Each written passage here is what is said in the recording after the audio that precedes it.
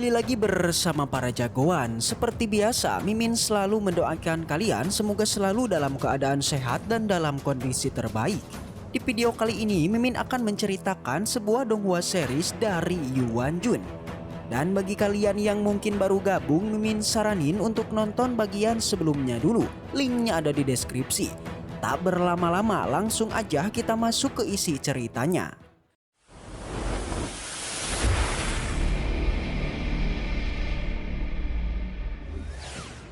Cerita kembali dilanjutkan yang kini memperlihatkan Yao Yao dan juga Yuan mereka sudah sampai di kerajaan Juo. Di sana Yao Yao pun sadar bahwasannya kakek Chang Yuan kemungkinan sekarang sedang bertarung melawan orang-orang kuat. Karena jika kakek Chang Yuan mengusir mereka, maka itu merupakan pertanda bagi kakek Chang Yuan yang akan bertarung melawan orang yang kuat.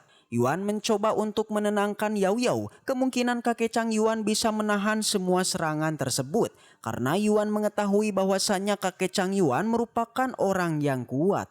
Yao Yao mengerti maksud dari Yuan, tetapi Yao Yao akan berniat untuk memeriksa kondisi dari sang kakek jika mereka memiliki waktu. Dan jika Chang Yuan telah tewas akibat pertarungan itu, maka Yao Yao akan berniat untuk balas dendam atas kematian dari kakeknya. Setelah itu, tidak lama kemudian pun mereka berdua didatangi oleh ayahnya Yuan yang telah lama menunggu dirinya. Singkat cerita, kita pun langsung berpindah ke tempat dari kediaman mereka. Di sana Yuan bersama kedua orang tuanya dan juga Yao Yao sedang makan bersama untuk menyambut kedatangannya. Di sini Yao Yao juga terlihat seperti orang yang baru aja bertemu dengan makanan enak. Karena mungkin kehidupannya dulu bersama kakek Chang Yuan itu kurang baik dalam mencari makanan. Di sini Yao Yao juga sangat tertarik dengan minuman manis. Namun di saat itu Yao Yao terlihat bahwasannya kondisi ibunya Yuan berada di kondisi yang sangat lemah. Yao Yao pun memberikan hadiah berupa bunga giok yang dapat membantu menyembuhkan kondisi dari ibunya. Tetapi di saat itu tiba-tiba aja mereka mendapatkan kabar, yaitu masalah dari sebuah kompetisi akademi. Lalu Yuan pun bersama ayahnya mulai membicarakan masalah itu bersama-sama dengan seorang bernama Chu Tianyang. Dia melaporkan bahwasannya ia telah mendapatkan kabar mengenai aliansi dari dinasti Wu itu telah membentuk sebuah para murid jenius untuk melakukan kompetisinya, di mana tujuannya agar mereka bisa memenangkan kompetisi tersebut. Yang dimaksud dalam kompetisi itu adalah untuk membuat wilayah dinasti Wu semakin berkuasa. Karena siapapun yang bisa memenangkan kompetisi itu, maka mereka akan mendapatkan hak istimewa untuk mendapatkan kekuasaan. Di sana Yuan menenangkan Chu Tianyang kalau ia telah memiliki rencana untuk menghadapi kompetisi tersebut. Dengan begitu mereka harus menyerahkan masalah ini kepada dirinya. Lalu Yuan pun bertemu dengan Yue yang dimana dia mengatakan bahwasannya ia akan selalu di pihaknya Yuan dalam kompetisi akademi. Tetapi tanpa mereka sadari, mereka ternyata sedang diawasi oleh Chi Yue dan juga temannya. Di sini mereka berdua berniat untuk bekerja sama menggagalkan Yuan dalam kompetisi akademi tersebut. Yaitu dengan cara mereka akan menggagalkan Yuan pada kompetisi ujian besar sebelum kompetisi akademi mereka mulai. Kemudian Xin pun berpindah kepada Yuan. Sekarang ia sedang mempelajari teknik dari napas naga. Tetapi di tengah pelatihannya Yuan, Yao Yao memberitahu kepada Yuan mengenai Yuan yang telah salah menggunakan teknik napas naga itu. Dan tak disangka setelah itu lucunya, sang kucing mencontohkan cara untuk menggunakan teknik napas naga yang benar kepada Yuan. Sontak Yuan pun menjadi sangat kaget dengan binatang ini karena bisa mempraktekkan dari napas naga. Terlihat sang kucing begitu mahir menggunakan teknik napas naga itu, yang bahkan bisa mengeluarkan aura seperti lubang hitam guys. Di sana Yuan berterima kasih kepada si kucing dan ia pun memberikan makanan kepadanya.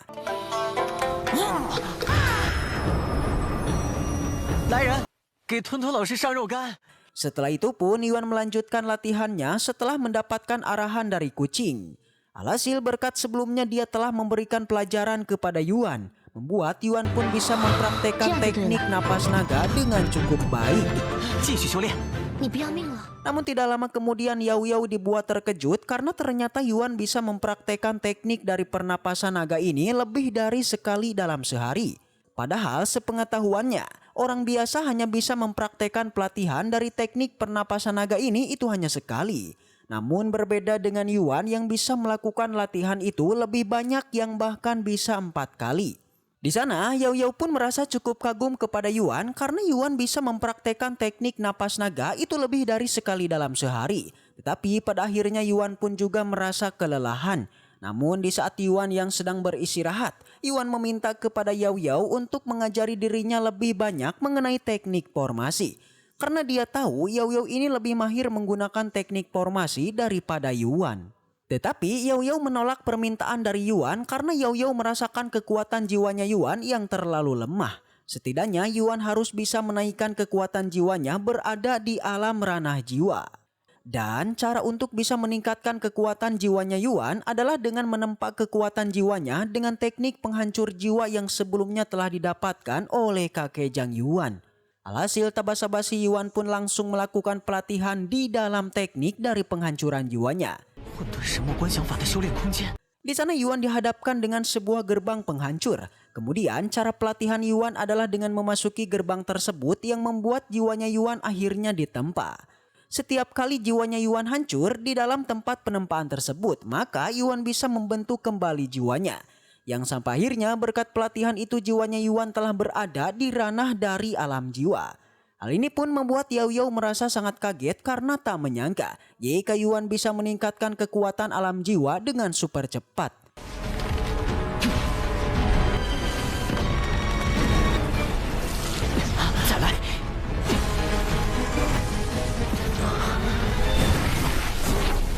Singkat cerita, Yao Yao menerima Yuan sebagai muridnya untuk mempelajari teknik formasi.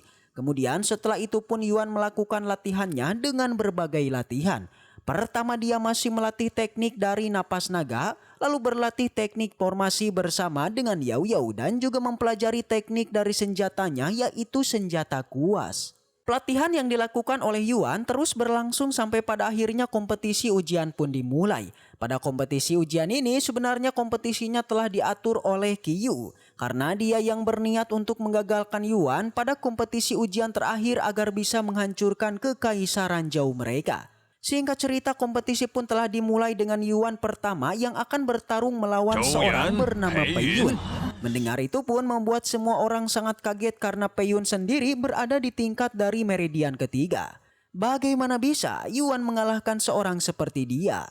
Yuan sendiri yang dalam pertarungan itu telah menyadari bahwasannya pertarungannya telah diganggu oleh Xiyu. Tetapi Yuan tidak takut, dirinya tetap mengikuti pertarungan ini dengan dirinya memasuki arena pertarungan bersama Pei Yun.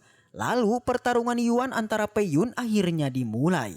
Dan dalam pertarungan itu Yuan bisa mengimbangi kekuatannya Pei Yun. Orang-orang yang menonton pertarungan ini pun sangat kaget, bagaimana bisa ya Yuan yang tidak memiliki kekuatan meridian itu bisa menyaingi Pei Yun.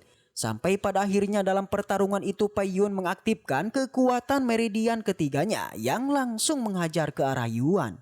Namun Yuan tak disangka dengan hanya sekali tendangan aja bisa membuat Pei Yun terpental dengan sangat keras.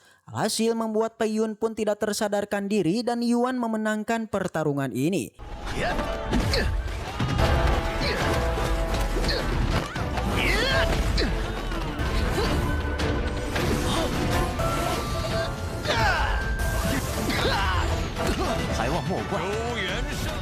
Lalu bagaimanakah kisah selanjutnya? Yang nampaknya semua orang kini mulai membuka mata guys. Dimana kini Yuan yang biasa diremehkan nampaknya kini pandangan orang-orang pun bakalan berubah.